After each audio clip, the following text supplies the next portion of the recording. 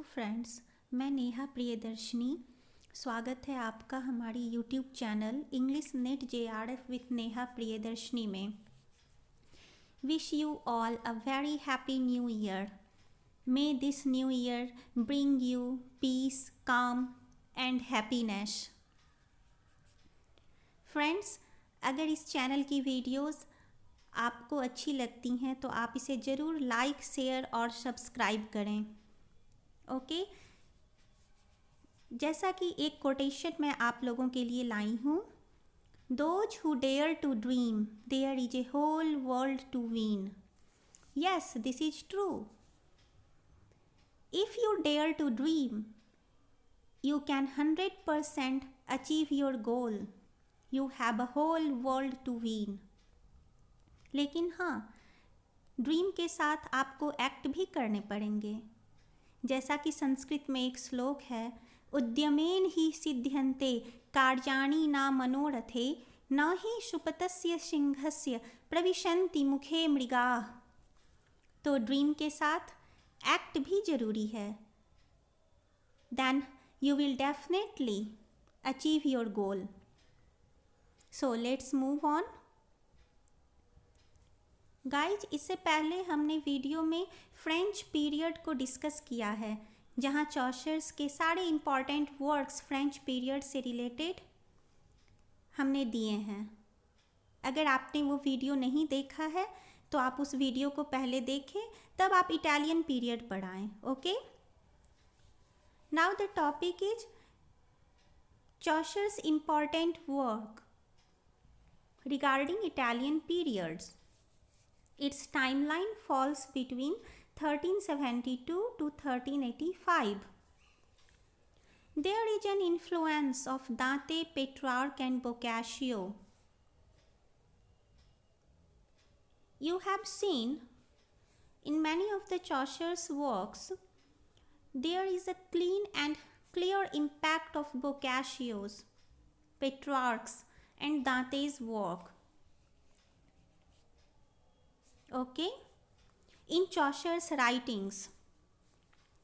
Now the important works of this period are: first, the Parliament of Falls 1382, second, the House of Fame 1380, third, Troilus and Cresside 1380s, fourth, The Legend of Good Women 1385.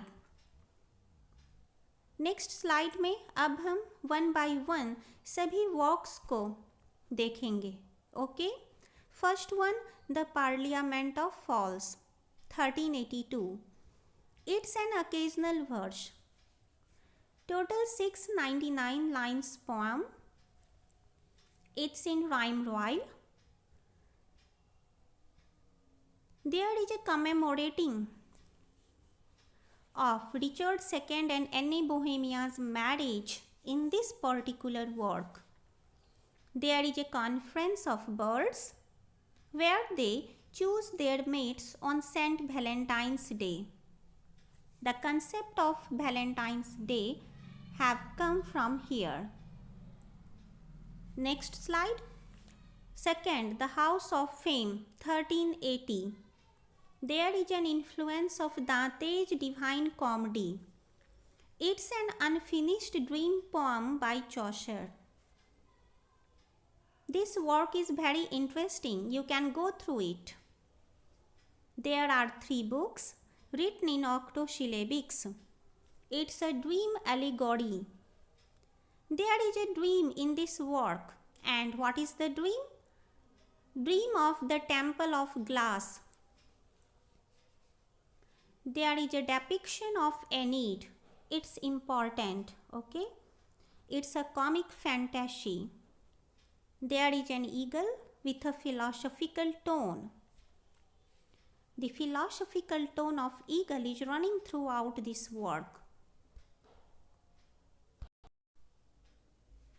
And the next one slide is third work, Troilus and Cresside 1380s. It is a tragic verse romance. It's an epic poem too. You know, it has taken largely from Boccaccio's Il Filostrato. Rhyme royal. What is rhyme royal? It's a 7 lines stanza A B A B B C C. Okay? This poem is about Trojan War. It's a love story.